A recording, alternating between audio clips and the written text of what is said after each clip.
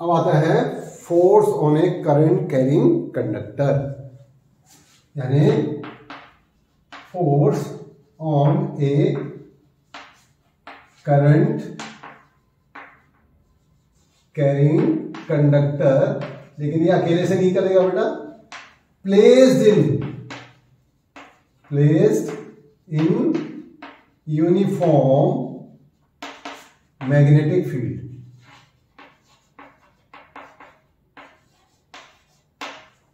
अब यहां पर एक मैग्नेटिक फील्ड है,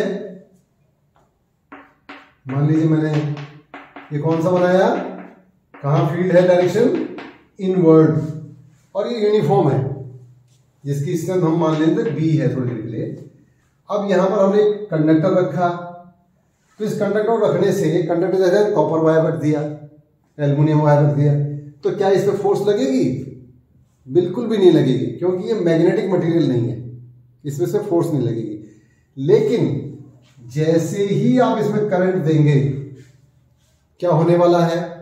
अभी आपने पढ़ा था थोड़ी देर पहले कि जब हम इस वायर में करंट देते हैं तो इसके वजह से, करंट की वजह से यहां पर एक मैग्नेटिक फील्ड डेवलप हो जाता है, let us call it be dash. तो यानी ये मैग्नेट की तरह बिहेव करने लग गया, और जब दो मैग्नेट एक जगह होंगे तो वो कुछ ना कुछ इंटरैक्ट करेंगे, क्योंकि अभी आपने बताया था कि एक जैसे वो कंपास नीडल थी और मैग्नेट था, तो वो इंटरैक्ट कर रहे थे। तो जब तक इसमें करंट नहीं दिया यहां पर कुछ नहीं होने वाला है, लेकिन जैसे ही इसमें करंट देंगे कंडक्टर में, ये बिहेव करेगा मैग्नेट की तरह, यानी एक मैग्नेटिक फील्ड डेवलप करेगा, और एक मैग्नेटिक फील्ड ऑलरेडी वहां पर है। तो दोनों में क्या होगा? इंटरेक्शन होगी, वो फोर्स एक दूसरे पर लगाएंगे। तो अब ये जो फील्ड लगा है उसको तो छोड़िए, हम पता किस पे कर रहे हैं? इसके ऊपर। अब इसको देखने के लिए अगर आप ध्यान से देखें तो क्या हो सकता है कि जो फोर्स है ये कैसे लगेगा, किधर लगेगा, उसको ढूंढना है, और कितना ज्यादा लगेगा। अगर मैं इसमें करंट ज्यादा दे दूं तो फोर्स ज्यादा लगने वाला है कि नहीं?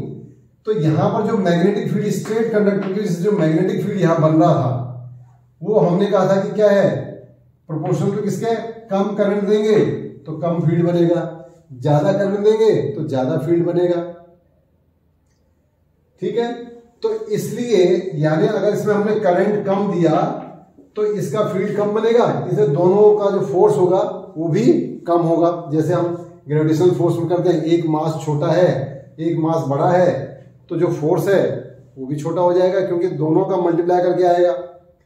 और अगर ये भी बड़ा है वो भी बड़ा है तो दोनों का मल्टीप्लाई करके क्या होगा? बड़ा हो जाएगा।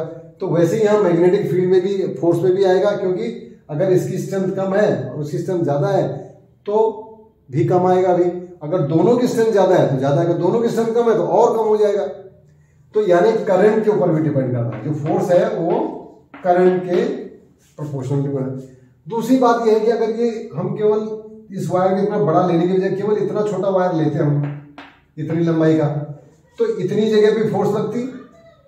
तो यानी फोर्स जो है, और अगर इसको हमने यहां से यहां तक लंबा ले लिया तो जितनी फोर्स इतने पोर्शन में लग रही थी उतनी यहां भी लगेगी, इतना ही थोड़ा और लगाएं तो इसमें और भी लगेगी। तो जैसे जैसे हम लेंथ बढ़ाते जाएंगे तो ये फोर्स जो है वो बढ़ता चला जाएगा।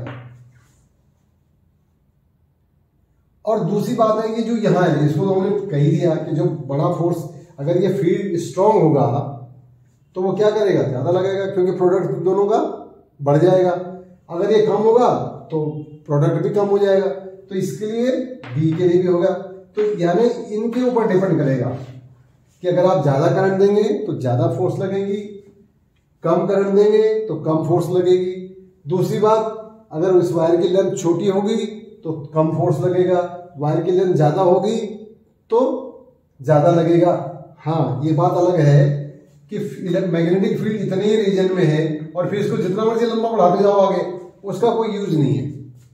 ये इसके अंदर कितना लेंथ है, फील्ड के अंदर लिखा है ना, placed in uniform magnetic field, ये इंपॉर्टेंट बात है। बाहर का हमने क्या करना है उससे कोई मतलब नहीं। तो मैग्नेटिक फील्ड में कितनी लेंथ है उसकी, उसके ऊपर डिपेंड करेगा। अगर मैग्नेटिक फील्ड में कम लेंथ है तो छोटा फोर्स आएगा, कम फोर्स आएगा, ज्यादा लेंथ है तो ज्यादा आएगा। और तीसरी बात, ये जो यहाँ पर मैग्नेटिक फील्ड ऑलरेडी प्रेजेंट है यहाँ पे, वो अगर स्ट्रांग होगा तो ज्यादा जोर से धक्का मारेगा या अट्रैक्ट करेगा। यहाँ पर क्या है, कम स्ट्रेंथ होगी तो कम फोर्स लगाएगा, या कम अट्रैक्ट करेगा या कम रिपल करेगा।